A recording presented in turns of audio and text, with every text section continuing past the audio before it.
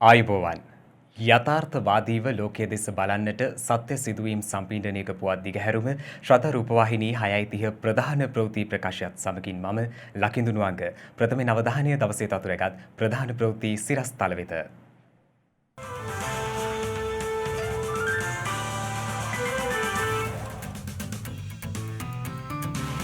ගින්න පාලනය කළ නිව් ඩයමන්ඩ් නෞකාව ආරක්ෂිත මුහුදු කලාපයක් වෙතට.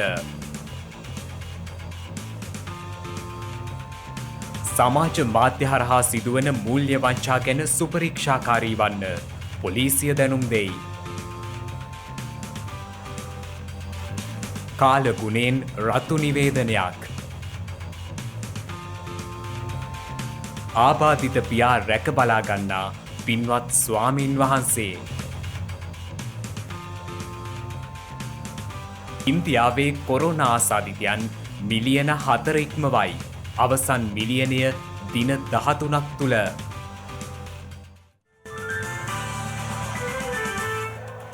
නිව් ඩයමන්ඩ් නෞකාවේ හටගත් ගින්න පාලනය කිරීම සඳහා තම ජීවිත අවදානමට ලක් කරමින් ක්‍රියාන්විතයේ යෙදුණු ශ්‍රී ලංකා නාවික හමුදාව, ගුවන් හමුදාව, ශ්‍රී ලංකා වරාය අධිකාරිය සහ ඉන්දීය ආරක්ෂක අංශ වෙත සිය ස්තුතිය පිරිනමන බව ජනාධිපති ගෝඨාභය රාජපක්ෂ මහතා පවසනවා. මේ අතර ගිනි ගැනීමට ලක් වූ නිව් ඩයමන්ඩ් නෞකාවෙන් තවදුරටත් තෙල් කාන්දුවේ දැයි සොයා බැලීම සඳහා අදාළ නිරීක්ෂණ ක්‍රියාත්මකයි. ශ්‍රී ලංකාවට නැගෙනහිර සංගමන් කන්දාසන මුහුදේදී ගිනි කැණීමට ලක් වූ බොරතෙල් ප්‍රවාහන නෞකාවේ ගින්න පැතිරීම මෙවන විට පාලනය කර තිබෙනවා. ශ්‍රී ලංකාවේ නැගෙනහිර වෙරළ තීරයෙන් නාවික සැතපුම් 40ක් ඉක්ම වූ දුරකට රැගෙන යාමෙන් පසුද ඒ අවට මෙහෙයුම් සඳහා යාත්‍රා 11ක් යොදවා ඇති බවයි නාවික හමුදාව පවසන්නේ. ඉන්දිය වෙරළාරක්ෂක බලකායේ අමයා නෞකාවද අද මෙහෙයුමට එක් වී ඇති අතර මත්තල සිට නික්මුණු ඩෝනිය වර්ගයේ නිරීක්ෂණ යානයක්ද එහි පැමිණ තිබෙනවා. එමගින් තෙල් කාන්දුවක් ඇතිවීමේ අවධානමක් පවතින්නේද යන්න පිළිබඳව තවදුරටත් නිරීක්ෂණය කරන බවයි ඉන්දිය වෙරළාරක්ෂක බලකාය සඳහන් කරන්නේ. නිව් ඩයමන්ඩ් නෞකාව ගිනි ගැනීමට ලක් වූයේ කුවේටයේ මීනා අල් අහමඩ් වරායේ සිට ඉන්දියාවේ පරදීප් වරාය වෙත බොරතෙල් ටොන් 2,70,000ක් ප්‍රවාහනය කරමින් තිබියදී. කෙසේ නමුත් නෞකාවෙන් මෙතෙක් එවැනි තෙල් කාන්දුවක් වාර්තා නොවන බවයි ඉන්දිය වෙරළාරක්ෂක බලකාය ප්‍රකාශ කළේ.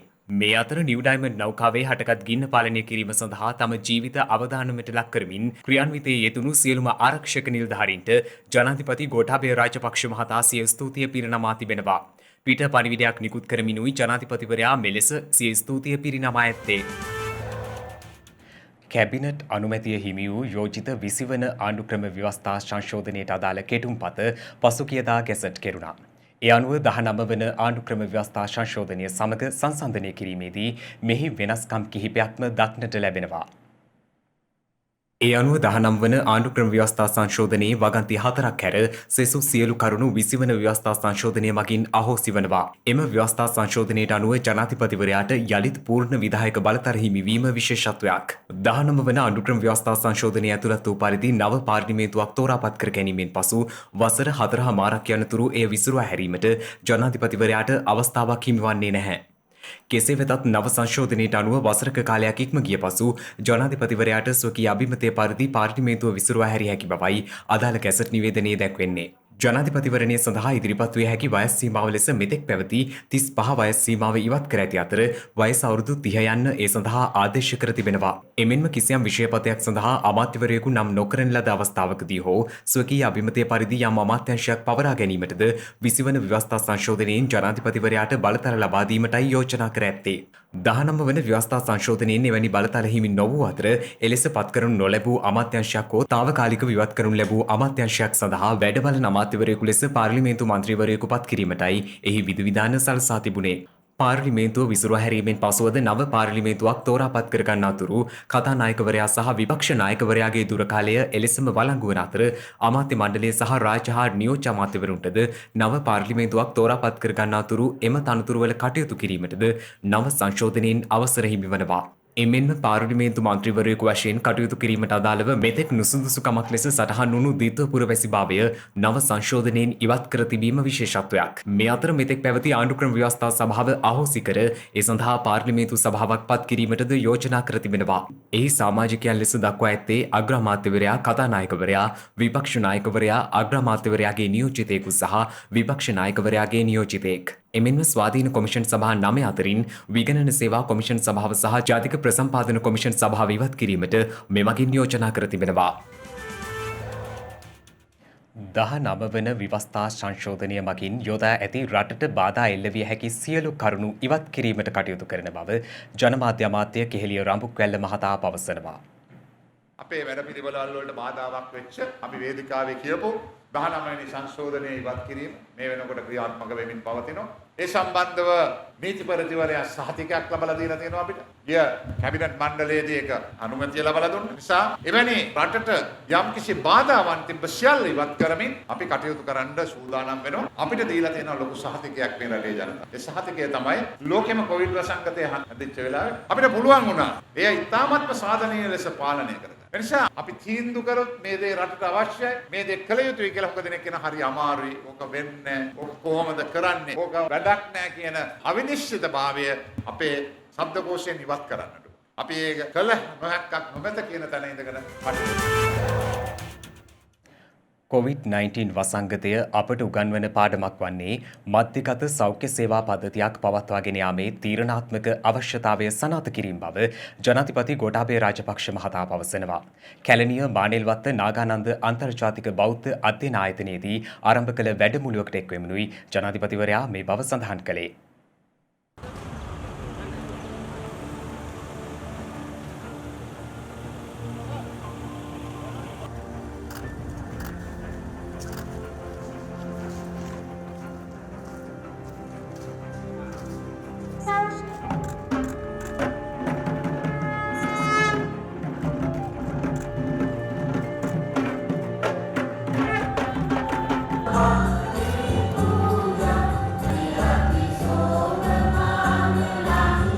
ශ්‍රී ලංකාවේ බොහෝ රෝහල් පාලනය පළාත් සභාවලට පවරා තිබුණද සෞඛ්‍ය අර්බුදයකදී පහසුවෙන් ප්‍රයෝජනයට ගත හැකි රෝහල් ප්‍රමාණවත් සංඛ්‍යාවක් සෞඛ්‍ය අමාත්‍යාංශ කළමනාකාරීත්වය යටතේ දිවයින පුරා පවතින බව ජනාධිපතිවරයා පවසනවා. සෞඛ්‍ය සේවාව පළාත් සභාවලට මුළුමනින්ම පවරා තිබුණේ නම් COVID-19 වසංගතය හමුවේ ශ්‍රී ලංකාව දැක්වූ ප්‍රතිචාරයේ කාර්යක්ෂමතාව බොහෝ සෙයින් වෙනස් වන්නට ඉඩ තිබුණු බව ජනාධිපතිවරයා මෙහිදී පෙන්වා දී ඇති බවයි ජනාධිපති මාධ්‍යාංශය නිකුත් කළ නිවේදනයේ සඳහන් වන්නේ. ඇතැම් කාර්යයන් විශේෂයි මධ්‍යම ආණ්ඩුවේ වගකීම පවත්වා ගැනීමේ වැදගත්කම මෑත කාලීන අත්දැකීම් වලින් තහවුරු වූ බවත් අධ්‍යාපනයේ එසේ හඳුනාගත හැකි තවත් ශ්‍රේෂ්ඨයක් බවත් ජනාධිපතිවරයා ප්‍රකාශ කර තිබෙනවා.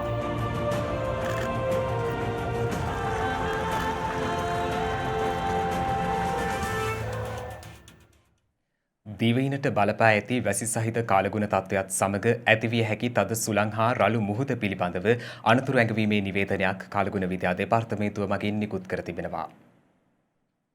ඒ අනුව සැප්තැම්බර් මස 6 වනදා එනම් හෙට දින පෙරවරු 9 සිට සැප්තැම්බර් මස 7 වන දින පෙරවරු 9 දක්වා කාලය තුලදී දිවයින වටා වන ගැඹුරු සහ නොගැඹුරු මුහුදු ප්‍රදේශවල සුළඟේ වේගය පැයට කිලෝමීටර 70ක් දක්වා ඉහළ යා හැකි අතර මෙම මුහුදු ප්‍රදේශ රළු හෝ ඉතා රළු විය හැකියි. මුහුදු ප්‍රදේශවල දීවර කටයුතු වල යෙදීම ඉහත සඳහන් කාලය තුලදී අනුතුරුදායක වන අතර නාවික ප්‍රජාව මේ පිළිබඳව අවධානයෙන් කටයුතු කරන ලෙසයි කාලගුණ විද්‍යා දෙපාර්තමේන්තුව ඉල්ලා සිටින්නේ. මේ අතර හෙට දිනේදී දිවයිනේ බොහෝ ප්‍රදේශවලට වැසි හෝ ගිගුරුම් සහිත වැසි අපේක්ෂිතයි. බස්නාහිර සබරගමුව සහ මධ්‍යම පළාත්වල සහ ගාල්ල දිස්ත්‍රික්කයේ ඇතැම් ස්ථානවලට මිලිමීටර 100කට වැඩි තද වර්ෂාපතනයක් ඇති විය හැකි බවයි කාලගුණ විද්‍යා දෙපාර්තමේන්තුව නිවේදනයක් නිකුත් කරමින් සඳහන් කරන්නේ. දිවයින හරහා විටින් විට හමන පැයට කිලෝමීටර 50ක පමණ තරමක තද සුළං ඇතිවන අතර ගිගුරුම් සහිත වැසි සමග සුළඟේ වේගය පැයට කිලෝමීටර 70ත් 80ත් දක්වා ඉහළ යා හැකියි. එමෙන්ම කිකුරුම් සහිත වැසි ඇතිවන විට අකුණු මගින් සහ තාවකාලික තද සුළං මගින් සිදුවන අනතුරු අවම කර ගැනීමට අවශ්‍ය පියවර ගන්නා ලෙස කාලගුණ විද්‍යා දෙපාර්තමේන්තුව ජනතාවගෙන් ඉල්ලා සිටිනවා.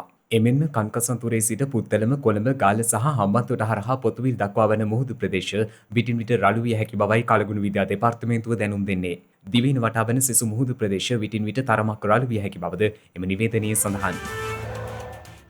පසුගිය දිනවල මහනුවර ප්‍රදේශයේ සිදු වූ කම්පන සම්බන්ධයෙන් සිදු කළ විමර්ශනයන් වලදී එම කම්පනයන්ට අදාළ හේතුන් පිළිබඳව මෙවන විට අනාවරණය කරගෙන තිබෙනවා. පසුගියදා මහනුවර දිගන ප්‍රදේශයේ ගම්මාන කිහිපයක සිදු වූ කම්පන තත්ත්වයට හේතුව මෙවන විට අනාවරණය කරගෙන තිබෙනවා. ඒ අනුව මෙම කම්පන තත්ත්වයට හේතු වී ඇත්තේ පොළව අභ්‍යන්තරයේ හුණුගල් ස්ථර අතර ඇති වූ තෙරපුම්ක පීඩනය නිදහස් වීමකින් බවයි සිද්ධිය විමර්ශනයට පත් කළ භූ විද්‍යාඥයන්ගේ කණ්ඩායම විසින් සකස් කළ වාර්තාවේ සඳහන් වන්නේ. මේ අතර භූවිද්‍යා සමීක්ෂණ හා පතල් කාර්යාංශයේ සභාපති අනුර වල්පොල මහතා සඳහන් කළේ ඉදිරියේදීද එවැනි කම්පන තත්ත්වයන් සිදු විය හැකි බවත් එමගින් කිසිදු බලපෑමක් ඇති නොවන බැවින් අනියත බියක් ඇති කර නොගත යුතු බවයි. කෙසේ වෙතත් එම ප්‍රදේශවල ඉදිරියට ගොඩනැගිලි ඉදිකිරීමේදී භූවිද්‍යා කාර්යාංශයේ අනුමැතිය ලබා ගන්නේ නම් එය අනාගතයේදී වැදගත් වන බවද ඒ මහතා වැඩිදුරටත් සඳහන් කළා. සමාජ මාධ්‍ය භාවිතා කරමින් දැන්වීම් පළ කර මුදල් වංචා සිදු කරන සංවිධානාත්මක කණ්ඩායමක් පිළිබඳව අපරාධ පරීක්ෂණ දෙපාර්තමේන්තුවේ පරිගණක අපරාධ විමර්ශනාංශය විසින් පරීක්ෂණ ආරම්භ කර තිබෙනවා. විවිධ ක්‍රම ඔස්සේ සමාජ මාධ්‍ය භාවිතා කරමින් මෙම මුදල් වංචා සිදු කර ඇති බවට අපරාධ පරීක්ෂණ දෙපාර්තමේන්තුවේ පරිගණක අපරාධ විමර්ශනාංශය වෙත තොරතුරු ලැබී ඇති බවයි නිවේදනයක් නිකුත් කරමින් අපරාධ පරීක්ෂණ දෙපාර්තමේන්තුව සඳහන් කරන්නේ. එහිදී තායිලන්තයේ රැකියා බැහැරතු ඇති බවට දැන්වීම් පළ කර මුදල් වංචා සිදු කරන සංවිධානාත්මක අපරාධ කණ්ඩායමක් පිළිබඳව බැංකොක්හි පිහිටි ශ්‍රී ලංකා තානාපති කාර්යාලය පැමිණිල්ලක් සිදු කර ඇති බව අපරාධ පරීක්ෂණ දෙපාර්තමේන්තුව සඳහන් කරනවා. මීට අමතරව මෝටර් රථ දිනුම් ඇතීමක් ලැබී ඇති බවට පවසා මුදල් වංචා කිරීමේ ජාවාරමක් පිළිබඳව සහ ලොතරැයි දිනුම් ඇදීම් ලැබී ඇති බව පවසා මුදල් වංචා කිරීමේ ජාවාරමක් පිළිබඳවද පොලිසියට පැමිණිලි ලැබී ඇති බවයි එම නිවේදනයේ දැක්වෙන්නේ. එමෙන්ම නාදුරන පුද්ගලින් විසින් සමාජ මාධ්‍ය ජාලා හරහා එවනු ලබන ත්‍යාග රේගුවෙන් නිදහස් කර ගැනීමට බැංකු ගිණුම් වෙත මුදල් බැර කරවා ගැනීම පිළිබඳවද තොරතුරු ලැබී ඇති බව එම නිවේදනයේ සඳහන්. ඒ අනුව සංවිධානාත්මක කණ්ඩායම් විසින් සිදු කරන මෙවැනි මුදල් වංචා කිරීමේ සිද්ධීන් වලට හසුවීමෙන් වළකින ලෙස පොලිසිය මහජනතාවගෙන් ඉල්ලා සිටින බවයි එම නිවේදනයේ වැඩිදුරටත් දැක්වෙන්නේ.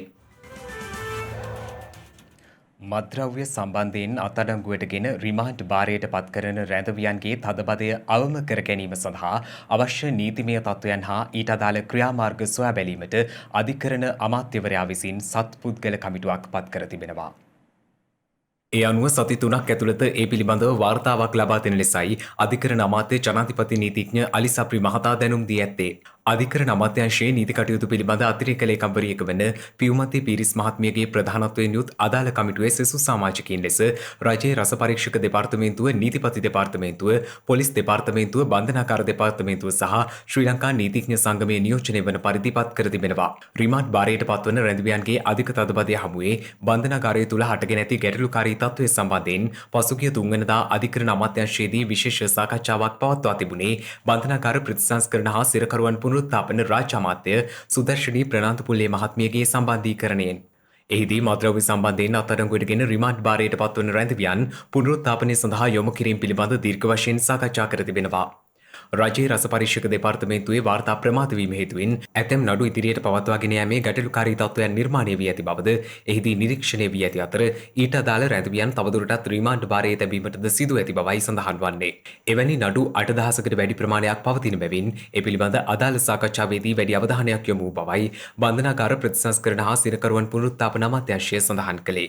මේ අතර තංගල්ල පැරණි බන්ධනාගාර සංකීර්ණය රඳවා තැබීම ස්ථානයක් ලෙස ගැසට් නිවේදනයක් මගින් ප්‍රකාශයට පත් කර තිබෙනවා. ත්‍රස්තවාදය වැළැක්වීමේ පනත යටතේ ජනාධිපතිවරයා වෙත පැවරී ඇති බලතල අනුව එය සිදු කර ඇති බවයි ආරක්ෂක අමාත්‍යාංශය සඳහන් කළේ. මේ වන විට මෙරටින් වාර්තා වන කොවිඩ් ආසාදිතයින් සංඛ්‍යාව 3115ක් දක්වා ඉහළ ගොස් තිබෙනවා. ඒ ඊයේ දිනේදී නව ආසාදිතයින් සිව් දෙනෙකු හඳුනා ගැනීමත් සමගයි. ඊයේ හඳුනාගත් ආසාදිතයන් අතර ඉන්දියාවේ සිට පැමිණි දෙදෙනෙකු සහ පිලිපීන ජාතික නාවිකයෙකුද වන බවයි රජයේ ප්‍රති දෙපාර්තමේන්තුව සඳහන් කළේ. එමෙන්ම මේ වන විට වෛරස් ආසාදනයෙන් රෝහල්වල ප්‍රතිකාර ලබන ආසාදිතයින්ගේ සංඛ්‍යාව 185ක් වන අතර රෝහල්වල විමර්ශනයර්ථයේ පසුවන පුද්ගලයන් සංඛ්‍යාව 79ක්. එමෙන්ම මේ වන විට සුවය ලැබූ පුද්ගලයන් සංඛ්‍යාව සටහන් වන්නේ 2918ක් ලෙසයි. කන්දකාඩු පුනරුත්ථාපන මධ්‍යස්ථානයට සම්බන්ධ කොවිඩ් ආසාදිත පොකුරේ මේ වන විට ප්‍රතිකාර ලබන ආසාදිතයින් සංඛ්‍යාව 13ක් දක්වා පහළ ගොස් ඇති බව COVID-19 පැතිරීම වැළැක්වීමේ ජාතික මෙහෙයුම් මධ්‍යස්ථානය පවසනවා. එම ආසාදිත පොකුරෙන් වාර්තා වූ ආසාදිතයින් 639 දෙනා අතරින් ආසාදිතයින් 626 දෙනෙකු සුවය ලැබීමත් සමගයි. මේ අතර ගුවන් හමුදාව යටතේ පවතින COVID-19 නිරෝධායන මධ්‍යස්ථානවලදී නිරෝධායනය අවසන් කළ 241 දෙනෙකු අද සිය නිවෙස් වෙත පිටව ගොස් තිබෙනවා. ගුවන් හමුදාව සඳහන් කළේ වණි නිරෝධායන මධ්‍යස්ථානයේ 164 දෙනෙකු සහ මුලතිව් නිරෝධායන මධ්‍යස්ථානයෙන් 77 දෙනෙකු මෙලෙස පිටව ගොස් ඇති බවයි. එමෙන්ම ත්‍රිවිධ හමුදාව මගින් පවත්වාගෙන යනු ලබන සියලුම නිරෝධායන මධ්‍යස්ථානවලින් නිරෝධායනය අවසන් කළ පුද්ගලයන් 485 දෙනෙකු අද දිනයේදීද සිය නිවෙස් වෙත පිටව යාමට නියමිතයි. COVID-19 වෛරසය පාලනය සඳහා සකස් කළ සැලසුම් තවදුරටත් එලෙසින්ම ක්‍රියාත්මක කළ යුතු බවත් කොවිඩ් මර්ධනය සඳහා තාක්ෂණික තීන්දුව තීරණ ගත යුතු බවත් රජයේ වෛද්‍ය නිලධාරීන්ගේ සංගමයේ ලේකම් වෛද්‍ය හරිත අලුත්ගේ මහතා පවසනවා. ඉන්දියාවේ බලපෑම අපිට පිදෙන්න ඉතාම අමාරු වෙලා තියෙනවා. ඒ නිසා මේ தত্ত্বය කළමනාකරණය කර ගැනීම ඉතා වැදගත් වෙනවා. ඒ නිසා අපිට බැරෑරුම් තීරණ මේ මොහොතේදී අපිට ඉදිරියට පවත්වාගෙන යන්න සිද්ධ වෙනවා. ඒ වගේම වෙනස්කම් කිරීමේදී ඉතාම සැලකිලිමත් වෙන්න වෙනවා. කටාර් වලින් එන ෆ්ලයිට් එකේ 56ක් වාර්තා වෙනවා එක ගුවන් යානය. ඒතකොට අපිට බරපතල අවදානමක් අපි ගෙන්න ගන්න වෙන්නේ අපේ තියෙන පසුබිම් කතාව සැලකිල්ලට අරගෙන. කියන්නේ ලොජිස්ටික්ස් බලන්න නැතුව මේක කරන්න බෑ. අපේ තියෙන පහසුකම් මොනවද? ගුවන් තොටුපළවල් සහ රට ඇතුළට ඇතුල් වෙන ස්ථාන වරායවල් වෙන්න පුළුවන් ඒ ස්ථාන හරියට අපිට කළමනාකරණය කරගන්න කොච්චර කැපැසිටි එකක්ද අපිට තියෙන්නේ. දෙවෙනි කාරණේ තමයි මේ අපි කතා කළේ නීත්‍යානුකූලව රට ඇතුළට එන්න. ඒතකොට නීති විරෝධී විදිහට රට ඇතුළට එන එකට වැටබඳින්න අපි කොච්චර දක්ෂද? ඒ අය හරහා ඉන්දියාවේ මෙච්චර දරුණු විදිහේ රෝගේ ව්‍යාප්ත වෙනවා නම් නීති විරෝධී රටට ඇතුල් වීමේ තියෙන අවදානම කිසිසේත්ම අපිට බැහැර කරන්න බෑ. විදේශිකයන් ඉන්න පිරිස ගෙන්නකොට සැලකිල්ලට ගත යුතු දෙවෙනි කාරණේ තමයි අපේ ධාරිතාව කොච්චරද නිරෝධායන මධ්‍යස්ථානවල. එතකොට මුලින් පටන් ගත්තේ 2000 3000ක් තමයි නිරෝධායන මධ්‍යස්ථානවල ඉන්නේ. අද 8000කට ආසන්න ප්‍රමාණයක් එක මොහොතේ නිරෝධායන වෙනවා. මේ කැපැසිටි එක තව වැඩි කරන්න අපිට පුළුවන්ද? පුළුවන් නම් කොච්චරක්ද? තුන්වෙනි එක අපේ ශේෂ්ත්‍රයේ තියෙන ධාරිතාව. ශේෂ්ත්‍රය තුල මේ ඒ අය ගෙවල් වලටත් යනවනේ. ගෙවල් වලට ගිහිලා නිරෝධායන වෙනවනේ. එතකොට නිරෝධායන ඒ ගෙවල් වල වෙනකොට ඒක කළමනාකරණය කරන්න අපේ මහජන සෞඛ්‍ය කාර්ය මණ්ඩලය ඇති තරම් ඉන්නවා. හතරවෙනි රෝහල් පද්ධතිය තියෙන ප්‍රශ්න. විශේෂයෙන්ම අපි අවධානය යොමු කරන්න ඕන අපේ හදපු සැලසුම් ටික කඩා වැටෙන්නේ නැතුව ඉස්සරහට යන්න. මොකද නැවත කොහෙන්ද කොරෝනා මතුවෙන්නේ කියන එක ගැන අපිට අනාවැකි හෝ පූර්ව අනාවැකි දෙන්න බෑ, සහතික දෙන්නත් බෑ. ගුවන් කාර්ය මණ්ඩලය සම්බන්ධයෙන් විශේෂ අවධානයක් යොමු කරන්න ඕන. විශේෂයෙන්ම ගුවන් කාර්ය මණ්ඩලය මේ ෆ්ලයිට් එකට ගිහිල්ලා නැවත ආපහු ලංකාවට රිටර්න් වෙනකොට ඒ අය සම්බන්ධයෙන් සෞඛ්‍ය උපදෙස් කොහොමද ක්‍රියාත්මක වෙන්නේ කියන එක හොයලා බලන්න ඕන. ඒක නිරෝධායන මධ්‍යස්ථානය ඇතුළේ රට ඇතුළේ ඉන්න අයනේ සේවය කරන්නේ. ඒ අය සම්බන්ධයෙන් නිරෝධායන පිළිවෙත මොකක්ද? ඒ අය සම්බන්ධයෙන් සෞඛ්‍ය ක්‍රමානුකූලව ගන්න ක්‍රියාමාර්ග මොනවද කියන එක. මොකද එහෙම නැත්තම් මේ ලීක් වෙන්නේ ඒ වගේ තැන් වලින් තමයි. ඒ නිසා මේ මොහොතේදී විශේෂයෙන්ම අපි රජයටත් අවධාරණය කරනවා තාක්ෂණික තීරණ ගණනාවක් ගත යුතුයි. විශේෂයෙන් ගුවන් තොටුපළ නැවත විවෘත කරන්නේ කවදද කියන ප්‍රශ්නේ මතුවලා තියෙනවා. සීමා සහිත තත්ත්වයන් යටතේ තමයි දැන් ගුවන් තොටුපළ විවෘත කරලා තියෙන්නේ. ඒ තත්ත්වයන් ඉදිරියට පවත්වාගෙන යාම සම්බන්ධ ගැන තමයි අපි මේක සාකච්ඡා කරමින් ඉන්නේ. දරුවන් මහමග දමා යන දෙමාපියන් සේම දෙමාපියන්ට නොසලකා හරින දරුවන්ද සිටින සමාජයක දෙමාපිය යුතුකම් සහ දරුවන්ගේ යුතුකම් නොපිරිහෙලා ඉටු කරන පවුලක් අපට හමු වුණා. එහෙත් ඔවුන් විඳින පීඩාවන්ගේ නම් තවමත් අඩුවක් නැහැ. දරුවන් සිව් දෙනෙකුගෙන් යුත් මේ පවුල මීට අවුරුදු කිහිපයකට පෙර සතුටින් ජීවත් වන්නට ඇති. එහෙත් නොසිතූ නොපැතූ ජීවිත සංසිද්ධීන් වලට ඔවුනට මුහුණ දෙන්නට සිදුවීමත් සමග පවුලේ තිබූ සතුට නැති වී ගොස් තිබෙනවා. මාතලේ විල්ගමුව නුගකොල්ල ග්‍රාමයේ ජීවත් වන මේ පවුලට එලෙස මුහුණ දෙන්නට සිදු ප්‍රධානතම අභියෝගය වූයේ හදිසියේම හඳුනා නොගත් රෝගයකින් සිය පියා ඔත්පලවීම හේතුවෙන්. මේ අතට ඉස්සරම නිකන් හෙරිවැටීමක් වගේ වුණාලු. ඊට පස්සේ එක කකුලට බලපෑවා. ඊළඟට මේ අතට බලපෑවා. මේ රෝගෙට එක එක්කන හොඳයි කියන සෑම තැනම වගේ අරගෙන ගියා. මොකද උනේ පුතේ තාත්තට?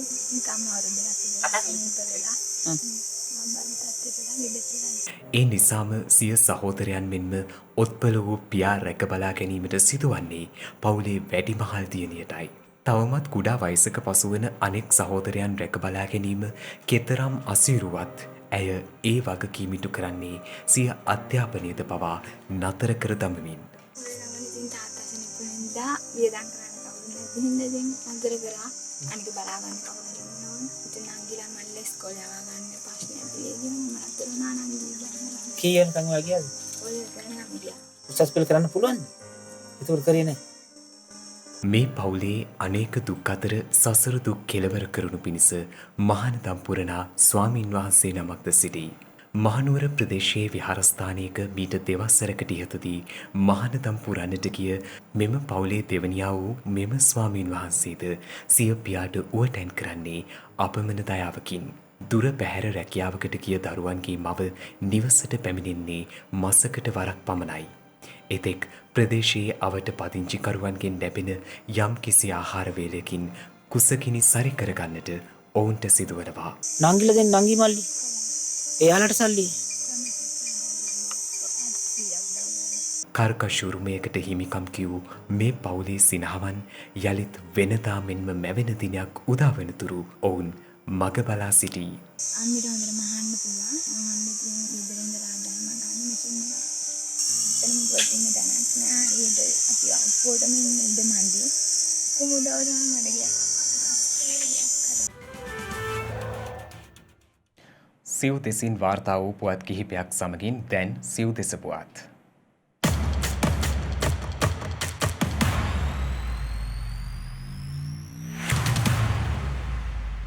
කලා විෂය ධාරාවට අදාළ බාහිර උපාධි පාඨමාලා සඳහා නව ලියාපදිංචිය නතර කිරීමට විශ්වවිද්‍යාල ප්‍රතිපාදන කොමිෂන් සභාව තීරණය කර තිබෙනවා. එහි සභාපති මහාචාර්ය සම්පත් අමරතුංග මහතා සඳහන් කළේ කලා බාහිර උපාධිය යටතේ දැනට පවතින විෂයන් පිළිබඳව අධ්‍යයනය කිරීමට සහ නව විෂයන් හඳුන්වා දීම සඳහා විද්වත් කමිටුවක් පත් කිරීමට පියවරගත් බවයි. අදාළ කමිටුවේ නිර්දේශය අනුව ඉදිරියේදී රැකියා ඉලක්ක කරගනිමින් නව විෂය මාලාවක් කලා බාහිර උපාධි පාඨමාලා සඳහා හඳුන්වා දෙන බවද මහාචාර්ය සම්පත් අමරතුංග මහතා සඳහන් කළා. ඒ මහතා සඳහන් කර සිටියේ මේ වන විට කලා විෂයට අදාළව පවතින විෂය මාලාවන් දිගු කාලයක් තිස්සේ නවීකරණය වී නොමැති බවයි. ඒ හේතුවෙන් බොහෝ සිසුන් විෂයන් කිහිපයක් පමණක් හැදෑරීමට යොමු වී ඇති බවද ඒ මහතා සඳහන් කරනවා. නව විෂය මාලාවක් හඳුන්වා දීමෙන් පසුව යලි කලා බාහිර උපාධි පාඨමාලා සඳහා නව සිසුන් ලියාපදිංචි ආරම්භ කිරීමට පියවර ගන්නා බවයි සභාපතිවරයා වැඩිදුරටත් සඳහන් කර සිටියේ.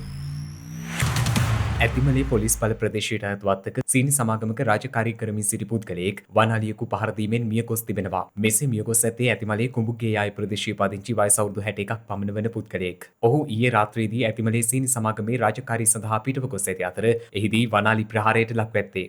වනාලින්ගේ ආරක්ෂා වීම සඳහා අලිවැටක් ඉදිකර තිබුණද අලිවැට කඩාගෙන විත් මෙම ප්‍රහාරය සිදු කර තිබෙනවා. මියගිය පුද්ගලයා අලියාගේ ප්‍රහාරයට ලක්වීමෙන් අනතුරුව ඇතිමලේ ග්‍රාමීය රෝහලට ඇතුළත් කර ඇති අතර එවන විටත් එම පුද්ගලයා මියගොස් සිටි බවයි වාර්තා වන්නේ. නාවලපිටිය ප්‍රදේශයේ වෙල්යායක ගැටකසා සිටි මී කව දෙනකට වෙඩි තැබූ සැකකරුවන් සොයා නාවලපිටිය පොලිසිය අංශ කිහිපයක් ඔස්සේ පරීක්ෂණ ආරම්භ කර තිබෙනවා. නාවලපිටිය බලන්තොට අලුත්ගම උක්වාදෙනිය ප්‍රදේශයේ වෙල්යායකදී මෙලෙස ගව දෙනකට වෙඩි වැදී තිබෙනවා.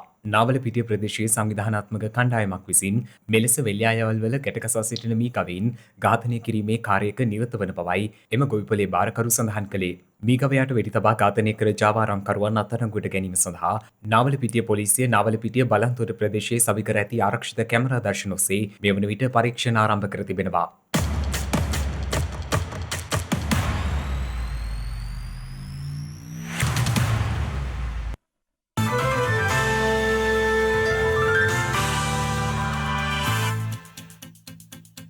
දැන් අවධානය විදෙස් පුවත් වෙත. මේ වන විට ඉන්දියාවේ කොරෝනා වෛරස් ආසාදිතයින් සංඛ්‍යාව මිලියන 4 සීමාව ඉක්මවා ගොස් ඇති බව විදෙස් මාධ්‍ය වාර්තා කරනවා. විදෙස් මාධ්‍ය වාර්තා කළේ ගත වූ පැය 24 තුළද ලොව දිනක් තුළ වාර්තා වූ වැඩිම කොවිඩ් ආසාදිතයින් සංඛ්‍යාව ඉන්දියාවෙන් වාර්තා වී ඇති බවයි. ඉන්දියාවෙන් දිනක වැඩිම නව ආසාදිතයින් වෙනස වාර්තා වූයේ අඛණ්ඩව 3 වන දිනටයි. ඒ අනුව ගත වූ පැය 24 තුළ නව ආසාදිතයින් 87115ක් වාර්තා වී තිබෙනවා. එමෙන්ම ඊයේ දිනේදී එරටින් නව මරණ 1066ක් වාර්තා වී ඇති බවයි විදෙස් මාධ්‍ය වාර්තා කරන්නේ. මේ වන විට ඉන්දියාවේ සමස්ත මරණ සංඛ්‍යාව 69635ක් දක්වා ඉහළ ගොස් ඇති අතර සමස්ත ආසාදිතයින් සංඛ්‍යාව 40,20,239ක් ලෙසයි දැක්වෙන්නේ. ඉන්දියාවේ කොරෝනා වෛරස් ආසාදිතයින් මිලියන 3 සිට මිලියන 4 දක්වා වැඩිවීමට ගත වී ඇත්තේ දින 13ක් පමණයි. විදෙස් මාධ්‍ය වාර්තා කළේ එය ලොව ඕනෑම රටක කොරෝනා ආසාදිතයන් මිලියනයක් වාර්තා වීමට ගත වූ අඩුම කාලය ලෙස සැලකෙන බවයි. ඉන්දියාවේ කොරෝනා ආසාදිතයින් මිලියනයේ සිට මිලියන 2 දක්වා වැඩිවීමට දින 21ක් ගත වූ අතර මිලියන 3ක් වාර්තා වූයේ දින 16කින්. මේ අතර රුසියාව විසින් නිෂ්පාදනය කර එරටදීම අත්හදා බැලූ COVID-19 එනත මගින් එය එන්නත් කරන පුද්ගලයන්ගේ වෛරසය සමනය කරන ප්‍රතිදේහ නිර්මාණය වන බව පරීක්ෂණයකින් සනාථ වී තිබෙනවා. රුසියානුවන් මෙම එන්නත හඳුන්වා ඇත්තේ ස්පුට්නික් V ලෙසයි. පසුගිය අගෝස්තු මාසයේදී රුසියානු සෞඛ්‍ය බලධාරීන් එම එන්නත ලියාපදිංචි කළේ. කෙසේ නමුත් තවමත් ස්පුට්නික් V එන්නතෙහි තෙවන අදියරෙහි අත්හදා බැලීම් සිදු කර නොමැති බවයි විදෙස් මාධ්‍ය වාර්තා පෙන්වා දෙන්නේ. එමෙන්ම පළමු සහ දෙවන අදියරේ අත්හදා බැලීම්වලදී එම කාර්යයට එක් වූ පුද්ගලයන්ගේ සිරුරු තුළ කොරෝනා වෛරසයට එරෙහිව ප්‍රතිදේහ නිර්මාණය වූ බව හඳුනාගෙන ඇති බවද එම මාධ්‍ය වාර්තා වැඩිදුරටත් සඳහන් කරනවා.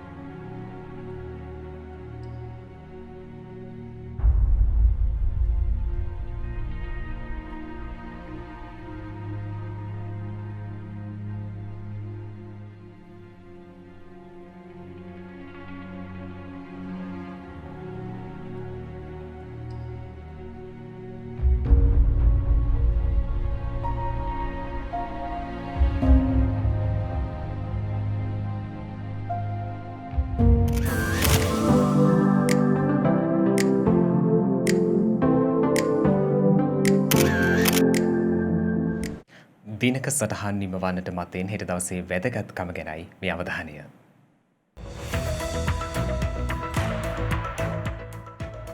හෙට සැප්තැම්බර් 6 වනදා සිංහල දෙමළ හා මුස්ලිම් ප්‍රජාවන්ගේ දක්ෂිණාංශික ප්‍රභූ පක්ෂ 3ක් ඒකරාශී වීමෙන් ශ්‍රී ලංකාවේ ප්‍රමුඛ දේශපාලන පක්ෂයක් වන එක්සත් ජාතික පක්ෂය පිහිටුවා ඇත්තේ 1946 සැප්තැම්බර් මාස 6 වන දිනයි. එම පක්ෂයේ ආරම්භක පුද්ගලයා ලෙස සැලකෙන්නේ ඩී.එස්. සේනානායක මහතායි.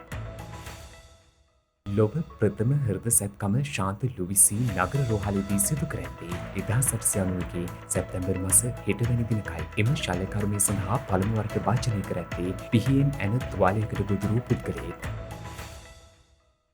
දකුණු අප්‍රිකාව ජර්මනියට එරෙහිව යුද්ධ ප්‍රකාශ කර ලෝක යුද්ධය සඳහා එක් වී ඇත්තේ 1939 6 වැනි දිනකයි.